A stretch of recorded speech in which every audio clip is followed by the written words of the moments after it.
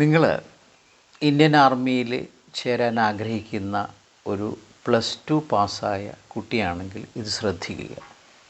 ഇപ്പോൾ Indian army +2 physics, maths, chemistry എന്നീ ഗ്രൂപ്പുകളെടുത്ത് പഠിച്ച് 60% കൂടുതൽ മാർക്കുള്ള ആൺകുട്ടികളെ ഇന്ത്യൻ ആർമിയിലേക്ക് എൻജിനീയറിംഗ് പോസ്റ്റിലേക്ക് സെലക്ട് ചെയ്യുന്നതിന് വേണ്ടി സൗജന്യമായിട്ട് പഠിപ്പിക്കുന്നതിനുള്ള ആപ്ലിക്കേഷൻ ക്ഷണിച്ചിട്ടുണ്ട്.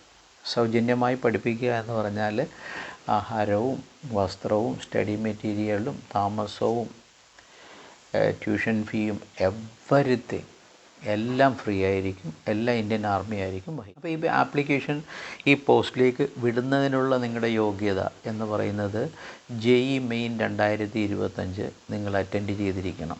ഒന്നാമത്തെ കാര്യം.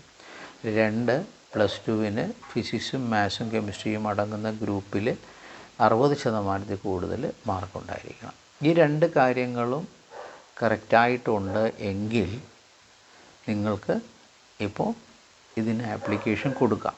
ആപ്ലിക്കേഷൻ കൊടുക്കുമ്പോൾ നിങ്ങളുടെ +2-ൻ്റെ മാർക്കിൻ്റെ അടിസ്ഥാനത്തിൽ ഷോർട്ട് ലിസ്റ്റ് ചെയ്തിട്ട് ആയിരിക്കും നിങ്ങളെ ഇൻ്റർവ്യൂവിന് വിളിക്കുക.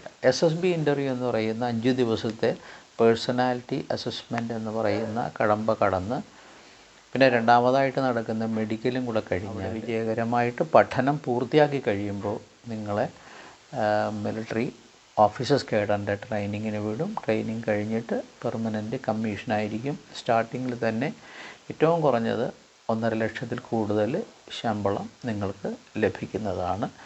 അപ്പോൾ ഈ അവസരം മാക്സിമം വിനിയോഗിക്കാൻ ശ്രമിക്കുക. ജൂൺ 12, 2025 മുമ്പ് നമ്മൾ ആപ്ലിക്കേഷൻ വിടണം. ആപ്ലിക്കേഷൻ വിടേണ്ടത് ഇന്ത്യൻ ആർമിയുടെ വെബ്സൈറ്റിലാണ്.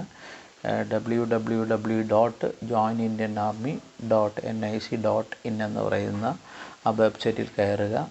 ഓഫീസേഴ്സിന് മാത്രമുള്ള പ്രത്യേകം ലോഗിൻ ID ക്രിയേറ്റ് ചെയ്തിട്ട് നിങ്ങൾക്ക് ആപ്ലിക്കേഷൻ അയക്കാവുന്നതാണ്.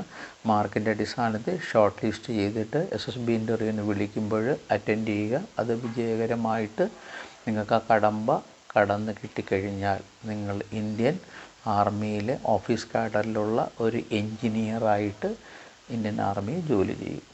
ഇതിൻ്റെ ഏറ്റവും വലിയ അട്രാക്ഷൻ എന്ന് പറയുന്നത് നമുക്ക് 1 രൂപ പോലും മുടക്കേണ്ടി വരുന്നില്ല എന്നുള്ളതാണ്. അപ്പോൾ ഈ നല്ല അവസരം വിനിയോഗിക്കാൻ ശ്രമിക്കുക.